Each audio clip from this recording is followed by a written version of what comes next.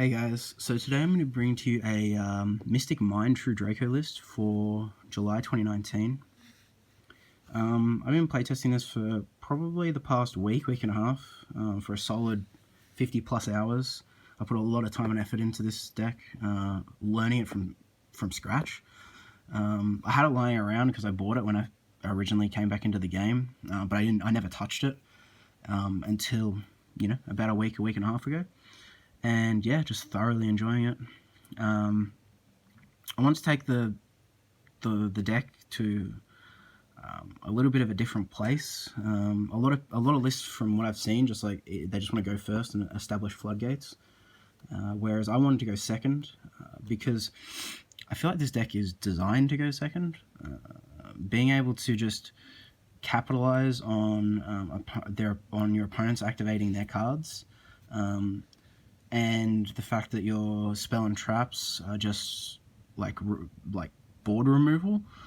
I just as soon as I looked at the cards, I was like, yeah, I'm playing this deck to go second. I don't care about those huge Thunder Dragon boards that can put up, 4 negates. I don't care about that. I just want to play this to go second. So I've done my best to do so. And I hope you guys enjoy. If I'd like to do some deck theory with you guys, for you Draco players out there, let me know what you think of this list. Give it a bit of a go. But so far, it's been working really well for me. So yeah, let's get on the list. So I play the 1 Dynamite Knight, 3 Ignis, and 3 Maiden. So this is pretty standard. I played 3 Maiden because the Maiden and Dynamite combo, where you can, when they activate an effect, activate a trap directly from your deck, and then you activate Maiden. Maiden grab a monster, so your Ignis Heat or whatever else, and then you activate your trap during the main phase, and then you tribute off the trap, summon your Draco, and then you disrupt their board and you can destroy one of their monsters. I felt like that was just super strong, so I really wanted to maximize out on this card because I do like this card. No border, because border is really bad. I don't understand, especially going second. That card does nothing going second. But even going first, who wants to? I don't understand the reasoning behind playing a card that doesn't do anything after turn 1. It does nothing against an established board. So I just don't like playing cards like that. I think that they're kind of pointless to play. So just the 7 monsters. And then for spells, 3-card Demise. This card's broken. Draw 3. Who cares if you can't deal damage that turn or you can't special summon? Your deck doesn't special summon anyway. And if you can't deal damage, then cool. You usually just activate this after the fact, and you activate this after you deal damage, and that's okay. But even if you don't, then you've gained so much advantage through just drawing 3. It doesn't even matter if you can't deal damage that turn, because then they just have to deal with so much more. And then I played 2 Desires and 2 Duality, not 3 of each, because it's cloggy. You never want Desires into Desires, and you never want to open 2 of these. Rule of thumb is, if you don't play 3 of something if you don't want to see 2 of it in your opening hand. I understand that mathematically, I think it's a 3 or 4% chance of opening 2 of a card that you have 3 of in your opening hand, but you still have that risk. And duality and Desires aren't important for the whole deck to function, so playing 2 of each is fine. And then I play the upstart. You'll see a lot of this in all my lists, because I'm an old school player, and when this was at 3, everyone used to play it at 3. And just the fact that I can just make my deck more consistent. Who cares if I give my opponent 1,000 life points? That literally doesn't matter. Just draw 1 and just cycle through your deck and just make your deck more consistent. That's what I feel is just the most important thing in card games, is just being able to have the most consistent deck, and that's what this card allows. And then for the field spells, we play the 3 diagram, 3 mine, the 2 terraforming, and the set rotation. So, I want to talk about mine. So this card, from playing this deck, especially going second, I saw some going second lists, and I saw someone like 4 months ago top with like a going second Draco list, and he was actually playing Monarchs Erupt. And I know this card wasn't out 4 months ago.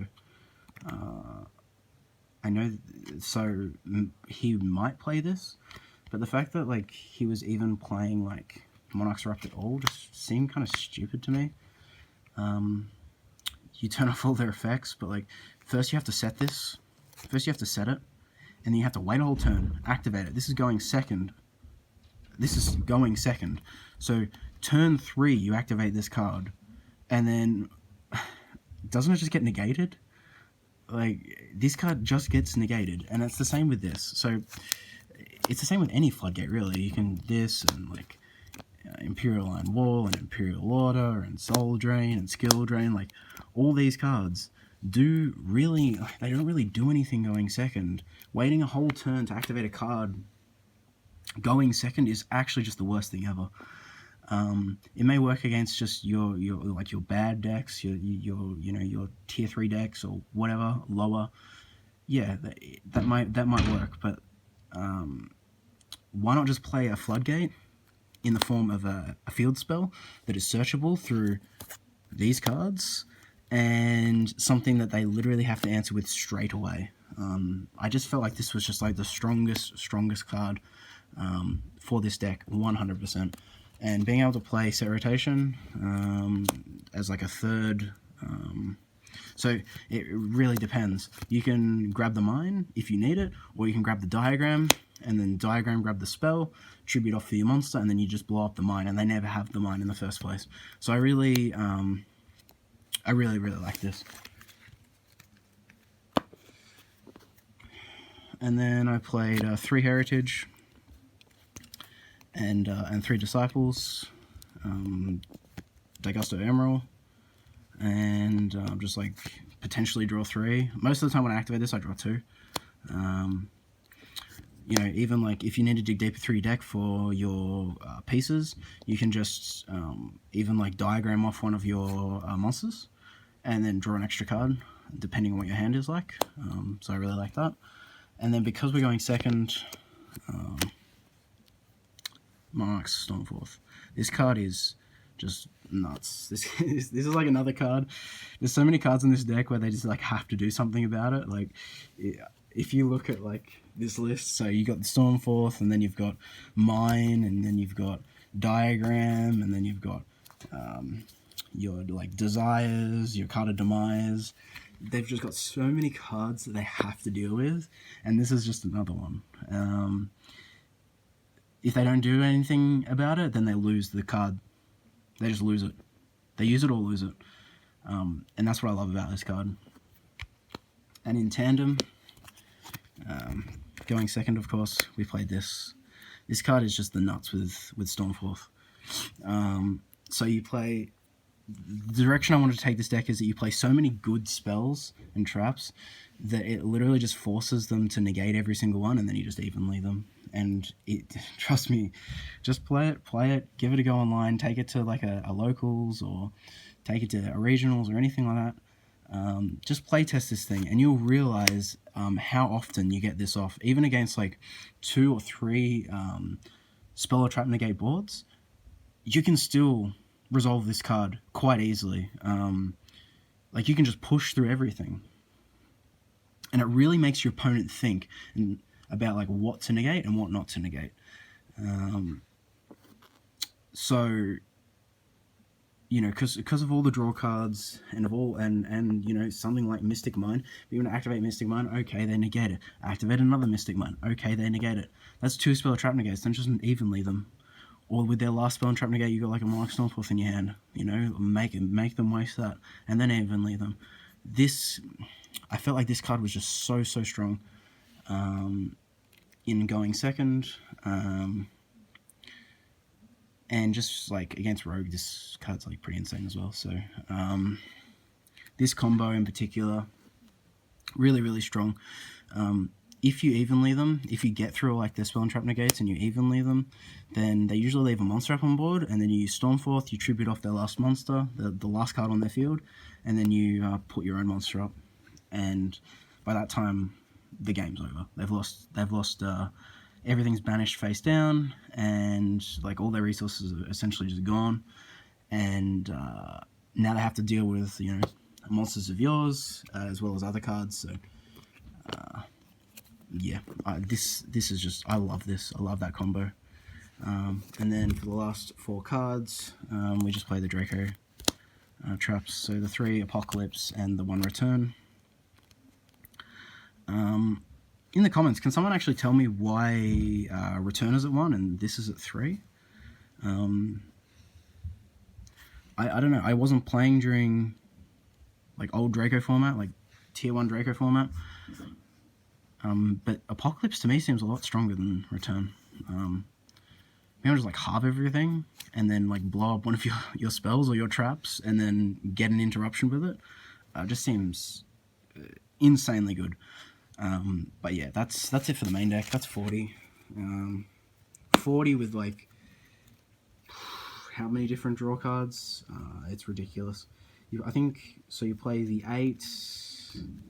And then you've got all the Draco cards, so you essentially play like 14 draw cards in this deck. And you have so many ways to get to them as well through like the Draco cards. Through Diagram and through like the Draco monsters. It's absolutely crazy. Now for the side deck, I'm not going to show you a side deck. I'm just going to show cards that I feel like you should be running. And cards I've been messing around with, I don't really have a side deck at the moment.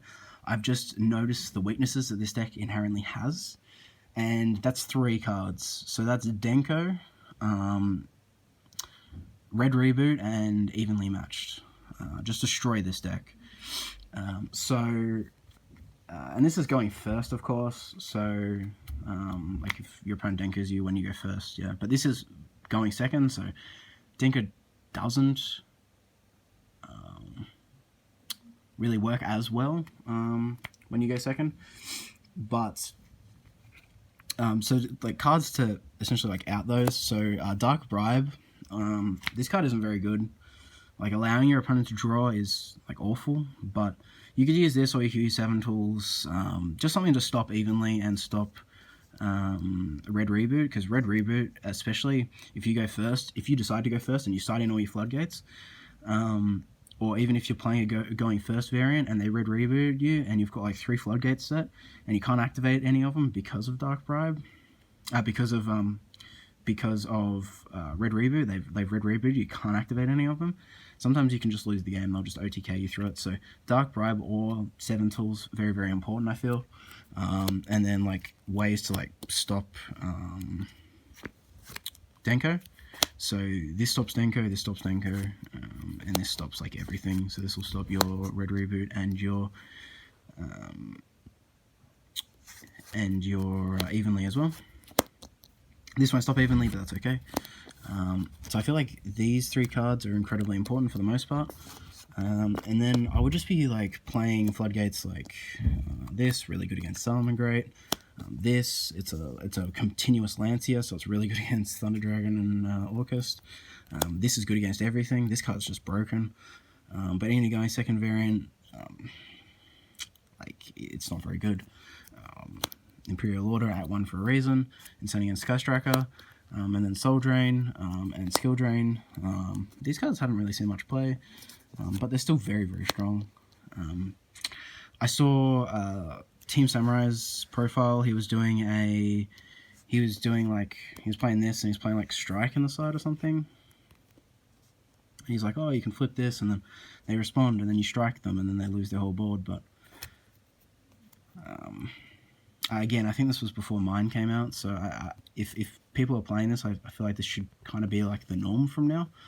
But that's like 2 cards, like a 2-card back row combo. It doesn't seem very good. But like floodgates like this, you could use. This is like a template. If you, it depends on what like your locals is or what your regionals is or anything like that. Whatever you're playing, I kind of explain like what all these ones are really good against. So yeah, and any other floodgates, like you could play anti-spell if there's lots of like pendulums or lots of sky strikers in your area.